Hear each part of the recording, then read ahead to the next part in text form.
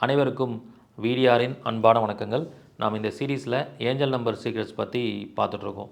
So பொதுவாக வந்து பார்த்திங்கன்னா 18ஆம் நம்பர் அப்படின்னு எடுத்துக்கிட்டிங்கன்னா 18ங்கிறது 1ங்கிறது லக்னபவம், 8ங்கிறது ஒரு மறைமுக ஸ்தானம்னு சொல்கிறோம்.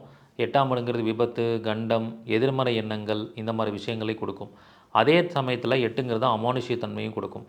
இந்த 18ல் பிறந்தவங்களுக்குலாம் பார்த்திங்கன்னா வாழ்க்கையில் நிறைய நெகட்டிவ் தாட்டால், நெகட்டிவான தன்மையால் நிறைய விஷயங்களை இழக்கக்கூடிய சூழல் ஏற்படும். அவமானங்களை சந்திக்கக்கூடிய சூழல் ஏற்படும். இவங்க எப்பயுமே நெகட்டிவான விஷயத்தில் தான் ஈஸியாக அட்ராக்ட் ஆவாங்க. அது கிரக ரீதியாக பார்க்கும்போது சூரியனுக்கு இது தொடர்பு வருது. ஸோ இவங்க என்ன மாதிரி லைஃப்பை மாற்றிக்கணும்னா, ஜோதிடம் கற்றுக்கொள்வது, அருள்வாக்கு கற்றுக்கொள்வது, அமானுஷ்யம் சம்மந்தப்பட்ட விஷயத்தில் தன்னை ஈடுபடுத்திக்கணும். அப்போ அதுதான் அவங்களுக்கு ரொம்ப சப்போர்ட் பண்ணும்.